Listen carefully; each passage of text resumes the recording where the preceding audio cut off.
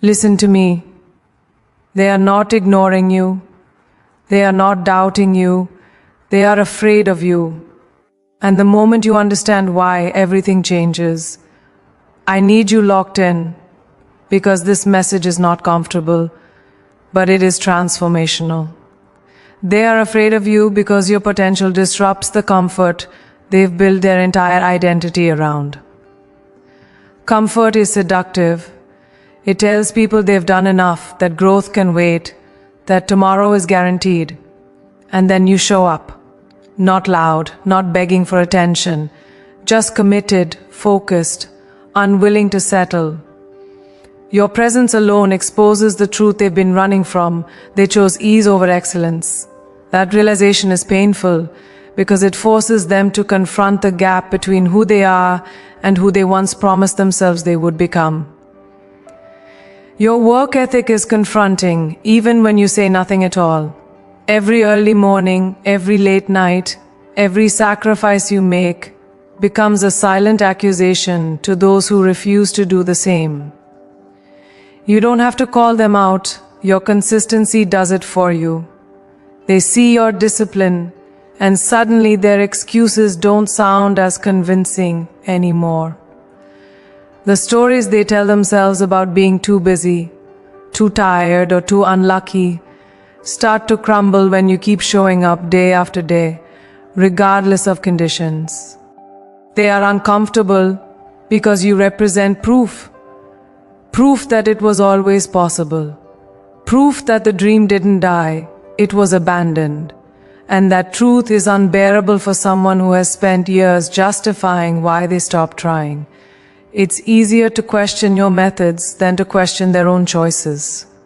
It's easier to label you as extreme, obsessed, or unrealistic than to admit they settled. So they downplay your goals, mock your hunger, or tell you to be more realistic, hoping it will quiet the voice inside them that says, "You could have done this too." Your ambition doesn't just challenge their comfort, it threatens their identity. Many people build their sense of self around staying in the same place, surrounded by others who validate their limitations. When you rise, the balance shifts. Suddenly, you no longer fit the role they assigned you, and instead of adjusting their own standards, they try to pull you back down to where they feel safe. Not because they hate you, but because your growth destabilizes the world they've learned to survive in. They fear that if you succeed, their inaction will be exposed. Your progress removes their hiding place. No more blaming circumstances. No more waiting for the right time. No more pretending potential alone is enough. Your movement forces a reckoning. And for someone who isn't ready to take responsibility for their life, that kind of reckoning feels like a threat. So they resist you. They question you. They hope you stop. But understand this, none of this has anything to do with you being wrong. It has everything to do with you being brave enough to outgrow the comfort that trapped them. Your refusal to stay small is a mirror they didn't ask for, but desperately needed. And that is why they're afraid. Your silence unsettles people because it cannot be controlled. In a world where everyone is constantly explaining themselves, defending their choices, and seeking approval, your refusal to overtalk is intimidating. You don't rush to justify your moves. You don't broadcast every plan. You don't argue with opinions that don't matter. That quiet confidence sends a message without words. You trust yourself. And for people who survive on validation, that kind of self-assurance feels threatening. Silence creates space. And in that space, others project their fears. When you don't explain yourself, they fill the gaps with assumptions. They wonder what you're thinking, what you're planning, how far ahead you already are. The unknown makes people uneasy. They prefer predictability because it gives them control. Your calm unpredictability strips that control away, leaving them exposed to their own insecurity. That's why they keep watching you, even when they pretend not to care. Your restraint is a form of discipline, and discipline always intimidates those who lack it. You choose not to react emotionally. You choose not to clap back. You choose not to lower yourself to every challenge thrown your way. That choice shows strength. It shows mastery. And mastery reminds people of their own impulsiveness, their own lack of control. Instead of learning from you, they feel judged by your composure, so they label it as cold, distant, or arrogant. Silence also signals preparation. People sense when someone is gathering momentum. You're not loud because you're building. You're not explaining because you're executing. While others are talking about what they're going to do, you're quietly becoming it. That gap between talk and action makes people nervous. They know words are cheap, but results change the game. And when results arrive without warning, it shifts power in ways they can't manage. Your quiet nature forces people to confront themselves. Without your reactions to distract them, they're left alone with their thoughts. They replay their own choices. They question their courage. They wonder if they waited too long. And instead of sitting with that discomfort, they direct it toward you. They accuse you of being secretive, distant, or hard to read, when the truth is simpler. You are at peace with not being understood. There is authority in restraint. Real power doesn't announce itself, it moves deliberately. Your silence tells the world that you don't need noise to matter. You don't need permission to proceed. You don't need applause to stay committed. And that is why it rattles people.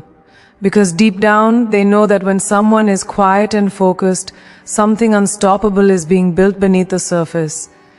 They recognize your evolution before you can fully articulate it yourself. People who have known you for a long time can sense when something shifts. Your posture, your focus, your standards. You may still be figuring it out internally, but externally, the change is obvious. Your energy no longer seeks approval. Your conversations move differently. Your tolerance for distractions shrinks.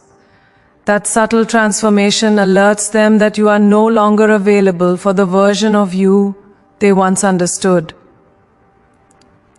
Growth disrupts familiar roles. For years, people placed you into a category that made them comfortable, predictable, accessible, manageable. When you begin to evolve, that category no longer fits. They feel it immediately, even if they can't explain it. The jokes stop landing. The old dynamics feel forced. There's an unspoken awareness that you are moving beyond the boundaries they expected you to stay within. That awareness creates tension because change threatens stability. They sense that your priorities have shifted. What once excited you no longer holds your attention. What once talked or aimed you no longer gets access. You become selective with your time, your energy, your environment. That selectiveness signals intention. It says you are building toward something larger. And people who are not building feel exposed around someone who is. Your clarity highlights their lack of direction, even when you never point it out. Your evolution also alters the balance of power. When you were uncertain, they felt comfortable advising, correcting, or leading you. As your confidence grows, that dynamic changes. You no longer seek guidance from everyone. You trust your own judgment. That shift can feel threatening to those who were used to feeling needed. It challenges their relevance in your life. And relevance is closely tied to ego. They fear the distance that growth creates. Not physical distance, but psychological distance. The gap between mindsets widens. Conversations that once flowed effortlessly now require effort. Values no longer align the way they used to. And instead of growing alongside you, Some people resist the change, hoping you'll slow down so they don't have to confront their own stagnation. Your evolution reminds them that time is moving, whether they move with it or not. Every step you take forward becomes a reminder that staying the same is still a choice. They may not say it out loud, but they feel the urgency. And urgency is uncomfortable for those who have been postponing their potential. That's why your growth unsettles them, because it forces a reckoning they've been avoiding. Fear rarely announces itself honestly. It doesn't walk in and say, "I'm threatened by you." Instead, it puts on a costume. It disguises itself as sarcasm, as jokes that cut just a little too deep, as backhanded compliments that leave a sting. It shows up as people suddenly questioning your decisions, not because they're concerned, but because your courage reminds them of their own hesitation. What you're seeing isn't disrespect, it's discomfort wearing armor. Sometimes fear pretends to be advice. They tell you to slow down, to be careful, to not get your hopes too high. They frame it as wisdom, but underneath it is their own unresolved regret. They're not trying to protect you from failure, they're trying to protect themselves from watching you succeed. Because if you make it, then the excuses they've been living on collapse. So they cloak fear in concern and hope you mistake it for love. Disrespect often appears when people feel powerless. When they can't stop your momentum, they try to undermine your confidence. They talk over you. They minimize your achievements. They act unimpressed by milestones you worked hard for, not because those wins are small, but because acknowledging them would force them to admit you're moving into territory they never reached. Dismissing you becomes their way of regaining control. Pay attention to timing. The disrespect increases right when you start making progress. When you were struggling, you were safe. When you were uncertain, you were relatable. But once you started believing in yourself, once your actions matched your words, the tone shifted. That's not coincidence. That's fear reacting to evidence. Evidence that you're serious. Evidence that you're not going back to who you used to be. They may test your boundaries to see if you'll shrink. Small jabs, subtle digs, passive-aggressive comments. They're watching to see if you'll laugh it off, apologize, or retreat. Because if you stand firm, it confirms what they already suspect. You've outgrown the space they're still standing in. And that realization is uncomfortable for anyone unwilling to grow. Disrespect is often the last defense of someone who feels exposed. They don't know how to rise to your level, so they try to pull you down theirs. But understand this clearly, when fear dresses up as disrespect, it's revealing its weakness.